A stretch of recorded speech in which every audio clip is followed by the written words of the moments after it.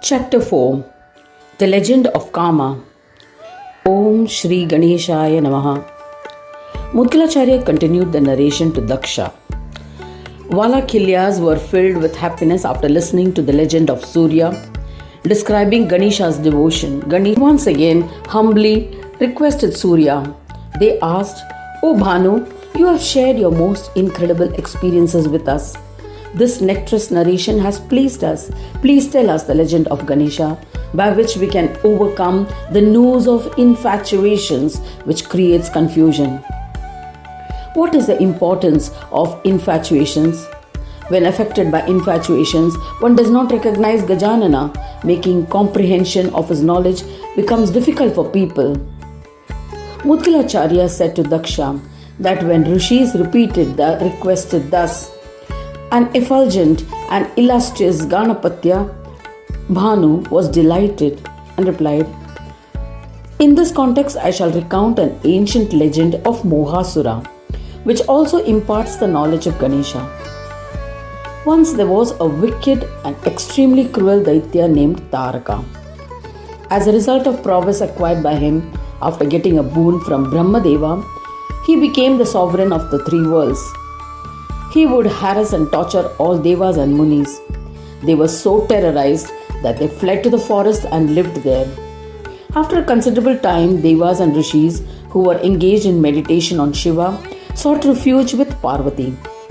They were aware that the son that would be born from the conjugal union of Shiva and Parvati would become the chief of army and bring about the destruction of Tarakasura. Hence they extolled Parvati with devotion. At that time, Mahadeva was performing penance in a forest. So Parvati, accompanied by devas, went to the forest. Shambhu was in a deep meditative state. In order to seduce him, Parvati disguised as an alluring tribal girl, Billa tribe, and went to the ashram of Shankara. She seductively wandered around the ashram under the pretext of collecting flowers. Just then Shiva came out of his meditation and looked at the youthful and beautiful woman. Seeing the youthful Adimaya, Shambhu was infatuated with her. Aroused, he tried to catch her, but the tribal girl fled. He chased her. He realized that even while chasing her, he was never far away, yet she could not be caught. This chase continued for some time. The garment around Shiva's waist had fallen down, yet he was unable to catch her. In the meantime, Shiva's extraordinary semen fell on the ground. O Brahmins, Parvati, in the guise of a tribal girl, became invisible. Shiva too became calm and peaceful. From the fallen semen of Shiva, an enormous Purusha was created, whose countenance was ferocious. He had 4 arms, was splendorous, lustrous, and enchanting. The mighty and intellectual Purusha lived alone in the forest. He would toil and collect roots and fruits to survive as he wandered in the forest. He had wandered through several forests. Shiva repented his behavior. He realized with the powers of meditation that this was the result of endeavors of Parvati. He was enraged with Kamadeva, the god of love whom he held responsible, and retaliated by burning him. Then he returned to his abode to greet Parvati. Parvati pleaded with him to help devas by creating a son. Shankara remembered Kamadeva. Kamadeva appeared in front of him. He bowed to Mahesha, and the illustrious one extolled Rudra. He said, "Please make me embodied once again, O Maheshwara." Heeding to the pleas of Kamadeva, Sadashiva initiated him into the Ekakshara mantra of Ganesha in an appropriate manner. He advised, "Worship Lord Ganesha by chanting this mantra, and he shall fulfill your desires." Kamadeva went to Nasik Kshetra with his wife and chanted the mantra of Ganapati, meditated, and commenced penance. After 1,000 years, Gananayaka manifested and awakened him from his meditation. He said, "Ask for a boon that you desire, I shall fulfill it." Seeing Ganesha, Kamadeva offered pranams and bowed in reverence and devotion. He sang his praise. "To Ganesha, to the one who holds a nose and a gourd, I bow to you. To the one who bears a single tooth in one hand and whose other hand is in Abhaya Mudra, I bow to you. To Gajavaktra, to the Lord, to the one whose ears are like winnowing fans, I bow to you. To Mahodara, to Purna, to Purnananda, I bow to you. To the one in all forms, to Ganesha, who is the bearer of all gross and subtle differences, to the one who drives gunas, I bow to you. To the one who is Dehi, endowed in Deha, to the one into whom Prakriti is absorbed, to the disembodied one, to the Lord of Swasamvedya, I bow to you. You created this world from your Rajoguna aspect. You preserve it with your Sattva-guna aspect. You annihilate it with your Tamoguna aspect. You are the doer of all karmas. I bow to you. To the form of this universe, to the animate and inanimate, to the formless, to Heramba, to Lord of Brahmas, I bow to you. You are incomprehensible to Vedas and other scriptures. To the bestower of yoga to yogis, how can I praise you adequately? O Ganadisha, I am limited in my knowledge, hence I only bow to you. O Gajanana, grant me steadfast devotion to you and grant me a beautiful body once again. O Mahodara. O Brahmins, having extolled thus, he and his wife bowed to him.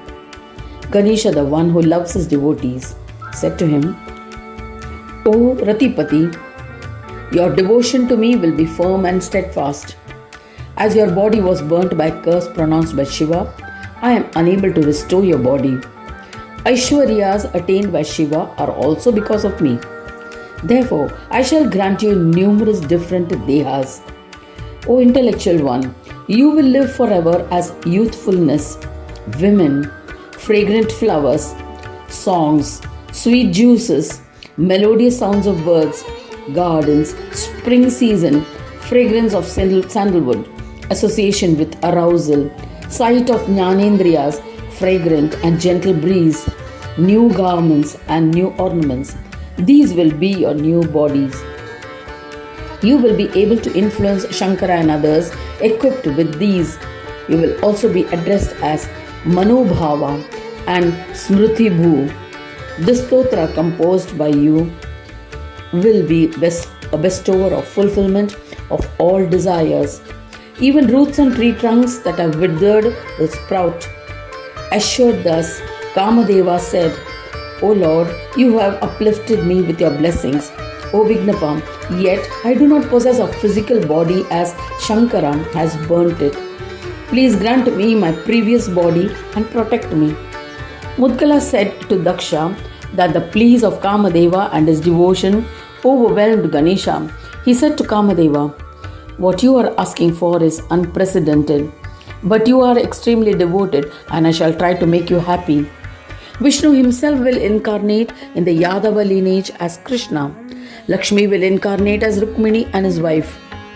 You will incarnate as their son. You will be handsome and known as Pradyumna. Your affectionate wife now, Rati, will be your wife. Granting these boons, Gajanana returned to Swanandaloka.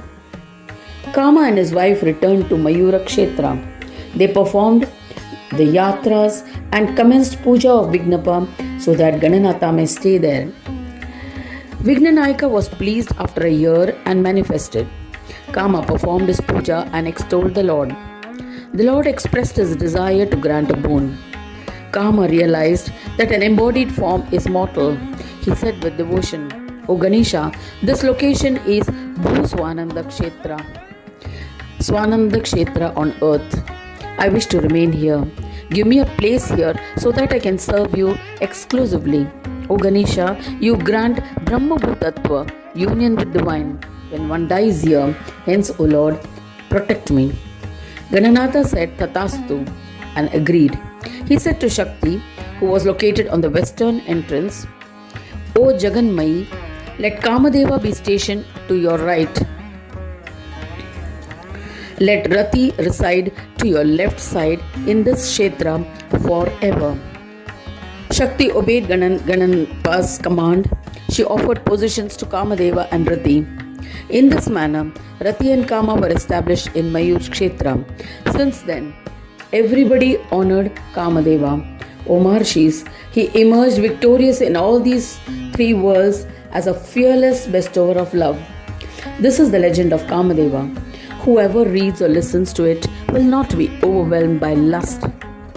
Thus ends the fourth chapter titled The Legend of Kama in the third khanda of the Puran Upanishad, Srimad Mudgal Puran, describing the legends of Mahodara. Dedicated to Sri Gajanana. End of chapter 4.